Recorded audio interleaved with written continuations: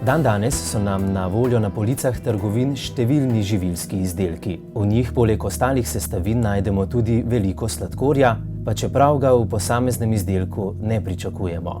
Sladkor povečuje tveganje za razvoj sladkorne bolezni tipa 2, razvoj debelosti, razvoj srčno-žilnih bolezni, razvoj kariesa in zasvojenost s sladkorjem. Kaj o sladkorju v živilih menijo strokovnjaki?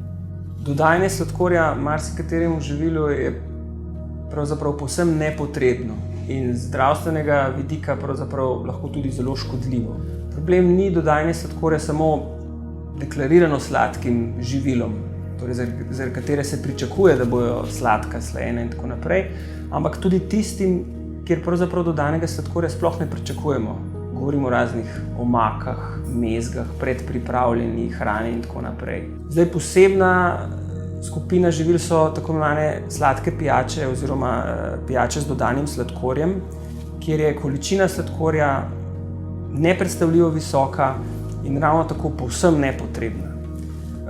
Ljudje, ko pijejo na primer vodo z okusom, si mislijo, da gre dejansko za vodo in je pravzaprav izraz lahko za marsikoga zavajajoč. Namreč ves ta okus je pravzaprav sladkor. Verjetno bi marsikoga presenetil podatek, da je že v pol-litrski plastenki vode z okusom za skoraj 5 teh kavnih vrečk sladkorja. Ljudje pijejo to kot vodo, v bistvu pa vnašajo ogromne količine sladkorja. Če so trenutek prej se odločili, da ne bojo sladili kave, potem pa spijo pol litra vode z okusom, so kot da bi 5-krat sladili to kavo. Lažje kombiniramo zdravo prehrano tako, da imamo osnovna živila, potem pa tisto, kar pa pojemo, recimo kakšno sladico ali pa kaj, pa pač posebej zaužijemo v trdni obliki, recimo kot košček torte ali keks ali pač čokolada. Je to bolje, kot pa da bi popili v obliki sladkih pijač. Bodisi pijač z dodanim sladkorjem, bodisi sokov, ker to je vse vsebujejo sladkor v tekoči obliki, ki je za naš organizem izredno škodljivo. Veliko živil, ki jih najdemo v trgovinah, ima dodani sladkor. Po nekaterih podatkih celo 80% živil. In včasih se nahaja ta dodani sladkor tudi v živilih, kjer ga pravzaprav ne pričakujemo, recimo paradižnikova omaka ali pa tudi kakšne kitajske jedi, ki so sladko-slane, imajo celo dodano in sladkor in sol. Tako da, če uživamo ta živila, gotova živila, ali pa še posebej ta kosmiči za zajtrk za otroke s temi krasnimi slikicami, nutele, čokolino in tako naprej, imajo izredno velike količine sladkorja dodanega in potem pač pride do prekomernega vnosa sladkorja. Vsekakor bi opozorila, da pač dodani sladkor ni nekaj, kar naš organizem potrebuje in pač je pravilno, da smo čim bolj ozaveščeni, kje se nahaja ta dodani sladkor. Še posebej na to so občutljivi otroci in mladostniki, ker pri njih je ta količina zelo hitro presežena. Hkrati je pa tudi za njih izredno veliko teh nezdravih izdelkov, pač izdelkov, ki vsebujejo ogromno sladkorja, raznih bombonov, slaščic. V bistvu mi potrošnika navajamo na sladko, na sladek okus, ki ga seveda potem kasneje tudi pričakuje in ga išče, s tem pa ogroža svoje zdravje. Mislim, da je to ena od najpomembnejših groženj v sodobnem svetu, se pravi v kombinaciji z že pripravljenimi živili in s temi dodatki, ki so v obliki sladkorja oziroma sladil tudi. V bistvu bi lahko rekli, da nam danes sladkor v živilih predstavlja podobno grožnjo, kot so bile včasih mikroorganizmi. V današnjem času je predvsem težava, ker nas pač nekako okolje izkorišča to prirojeno lastnost, da smo nagnjeni k uživanju sladkorja. Vemo, da so naši mladostniki med prvimi po količini popitih sladkih pijač. Podatki kažejo, predvsem za naše mladostnike, da kar za 60% prekoračijo priporočila. Tako bomo v naslednjih letih še prav posebno spodbujali pitje pitne vode v vrtcih in pa tudi v osnovnih šolah. Naslednja zelo pomemben ukrep je tudi omejevanje oglaševanja za otroke, predvsem energijsko bogatih živil, sem sodijo tudi sladka živila. In kaj meni predstavnik živilske industrije? Sladkor je v živila dodan predvsem zaradi tega, ker imajo živila za to dober okus. In ljudje še vedno izbiramo živila po tem, kakšen okus imajo. In dejstvo je, ko sestavljamo pijače ali hrano, je prva stvar, ki jo hočemo narediti, dober okus. Ker vemo, da ljudje to pričakujejo. Po drugi strani se oblikuje čedalje večja skupina ljudi, ki se zaveda, da je pretirana količina sladkorja v prehrani lahko tudi škodljiva. In za te ljudi seveda pripravimo tudi pijače oziroma hrano za manj dodanega sladkorja, kar posledično pomeni tudi malo manj okusa. Kaj pa o sladkorju v živilih menita osebi, ki sta se soočili s sladkorno boleznijo tipa 2? Gre pač za eno proizvajanje odvisnosti, pač čista kapitalska navezava, ne? Kako ljudi zaslužiti na pač en tak prav poseben način, jih napraviti odvisnike in posiljevati pač neke svoje proizvode. Drugače pa pač to je pričakovano, ne? Sej, mislim, na eni strani imaš kapital, ki pač zmerom za vsak proizvod oziroma projekt, katerega gre, zahteva nek določen prihodek oziroma dobiček. Na drugi strani imaš pač ljudi, ki so še zmerno svobodni, ne? Sej, kljub vsem tiranijam, ki so okrog nas, si v glavi še zmerno svobodni, še zmerno imaš varianto, da se sam odločiš, v kaj pristaneš in v kaj ne. Tako da, konec koncev, še zmerno je vse odvisno od posameznika. Pri teh prehranah vemo, ne, da sladkor je v bistvu tako kot heroin, ne, da v bistvu naredi odvisnost v telesu. Je pač treba te stvari v glavi razčistiti in začeti razmišljati o tem, kaj vnašamo v naše telo, ker to je tisti motor, ki bo trajal toliko časa, dokler bomo zanj lepo skrbeli. Kaj pa o sladkorju v živilih meni športnik? Ja, sigurno, absolutno ga je veliko preveč. Jaz bom rekel, da nekako ga ne zastojno imenuje, da je nek tihi beli morilec sodobnega časa, kajti, kot smo že omenili, sladkorja zaužijemo veliko preveč vsakodnevno, kaj šele, da bi nekako pomislili na to, da bi ga zmanjšali oziroma da pravzaprav skoraj da ni potreben generalno za življenjski obstoj. Zgornja in hkrati še dopustna meja sladkorja v prehrani je največ 10% dnevnega energijskega vnosa, kar pomeni za odraslega človeka od 40 do 60 gramov na dan ali od 13 do 20 kock sladkorja. Za mladostnika med 15 in 18 letom starosti 52 gramov na dan ali 17 kock sladkorja. Za otroka med 4 in 6 letom starosti pa 16 gramov na dan ali 5 kock sladkorja.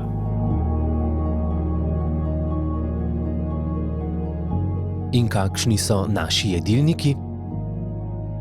Za primer poglejmo ti dve osebi. Poimenujmo ju Maja in Taja. Maja si sama pripravlja obroke z večinoma doma pripravljenimi sestavinami, Taja pa z izdelki, najdenimi na policah trgovin. Obe si pripravljata isti jedilnik. Pa poglejmo.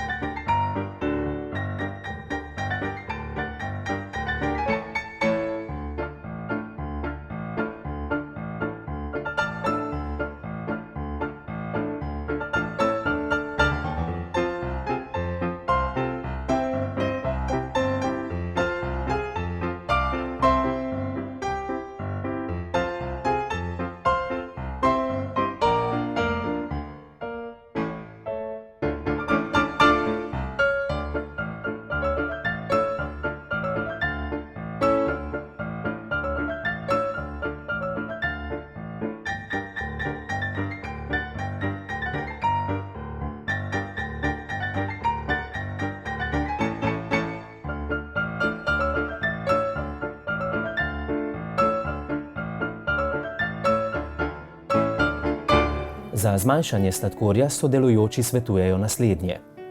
Ja, vsekakor najbolj preprost nasvet je, da ne uživajo pravo osnovno hrano, to je hrana, ki je brez nalepk oziroma direktno iz vrta, iz njive, iz tržnice, čim bolj sveža, sezonska, lokalna živila in pa ta živila, ki nimajo dodanih sladkorjev niti soli. Če pa kupijo že pripravljena živila ali pa živila, ki imajo etiketo, si pa naj preberejo in če je slučajno sladkor med prvimi 3 sestavinami napisano, potem živilo absolutno ni primerno za uživanje, ker bojo presegli količino. Prav tako pa naj zažejo, pijejo vodo, mineralno vodo ali pa nesladkan sadni ali pa zeliščni čaj. Odrasli tudi lahko 1 do 2 kavi na dan, ampak vsekakor pa ne sladkorja v tekoči obliki. Zato je zelo pomembno, da so potrošniki poučeni o tem, kaj v živilu je. In to je tisto, kar jaz opažam, da že veliko ljudi prebira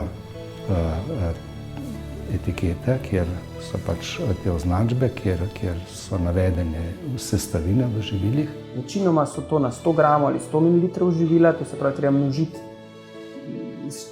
kakršna je že količina samega živila. In te navade je treba privzgojiti že od majhnega, to se pravi že majhnim otrokom, ne jih nagrajevati s hrano, ne jih že od majhnega navajati na sladek, masten okus, kajti potem otroci temu primerno svoj okus tudi prilagodijo in ne bodo jedli zdrave hrane. Starši morajo delati z otrokom in ne popustiti neki trenutni želji ali pa zadovoljiti otrokove potrebe po sladkem. Otrok nima nobenih potreb po sladkem. To je naša percepcija staršev, da imamo nekaj dobrega, da imamo nekaj sladkega. Otrok seveda potem se na ta okus navadi in s tem smo v bistvu že začeli delati škodo. Je pa to itak bolj zmini na veter na en način, ampak se mi zdi, da vse več staršev se zaveda tega. Recimo mi našim malim sploh ne kupujemo več nobenih stvari v trgovinah, kar se tiče nekih, ne vem, teh drobnih razvad. Ampak smo našli neko alternativno pot, ob tem naredimo sežur, si delamo lastne sladolede, lastne sladice, te zadeve in s tem kontroliramo vnos sladkorja. Tako da, mislim, kaj jim svetujem? Pamet v roke, pamet v roke, vsak se odloča za sebe. Zmeraj imaš na vagi 2 strani in sam se odločaš, ali bo sužen, ne vem, tega, da boš konzumiral vsakodnevno obisk ambulant, ali boš na drugi strani si sam uredil življenje na ta način, da boš neodvisen, svoboden in konec koncev za svobodo je potrebno tudi zdravje. Danes se zelo izogibam belemu sladkorju in sploh sem tem 4 belim smrtim, kot jim rečejo, se pravi še masti pa beli moki in soli. In ko enkrat začneš to upoštevati, ko spremeniš način razmišljanja o prehranjevanju, potem se dejansko ne more nič zgoditi. Je pa očitno, da človeka mora nekaj opozoriti, da začne stvari resno jemati. Če hočemo zmanjšati količino zaužitega sladkorja v telo, je seveda treba pogledati najprej naš celoten način življenja. Če naš celoten način življenja pretežno sedeč, potem je seveda treba najprej spremeniti življenjske navade, ne samo prehrano. Zdravi hrani je pomembna količina hrane, ki jo pojemo, in še bolj kot to, a bomo to količino, če jo spremenimo v kalorije, uspeli z gibanjem, z dnevno aktivnostjo tudi porabiti. In moj nasvet bi bil, da se hrano vedno in našo prehrano vedno obravnava skupaj z gibanjem. In moramo gledati na zdravje kot celoto, hrana in gibanje skupaj je zdravje. Samo pri mizi zdravja ne bomo dosegli. Jaz mislim, da prekomernega gibanja nikoli ne bo dovolj, tako da v bistvu tukaj imamo en potencial, s katerim lahko zaužijemo morda malo več sladkorja in ga potem izničimo z gibanjem. Uživamo čim več pitne vode, Slovenija ima dobro pitno vodo. Že s tem bodo za zelo veliko zmanjšali dnevni vnos sladkorja, povsem nepotrebnega sladkorja, in tudi s časoma se bodo morda uspeli odvaditi sladkega okusa oziroma potrebe, da vse, kar zaužijejo, mora imeti sladek okus. Če bodo pazljivo brali označbe na živilih in bodo zavračali takšne izdelke oziroma bojo manj po njih posegali, se bo tudi industrija prilagodila. To je v bistvu edina pot. Ozaveščen potrošnik, informiran potrošnik, to je tisti potrošnik, ki bo v bodoče lahko tudi ustrezno skrbel za svoje zdravje. In koliko sladkorja ste danes zaužili vi?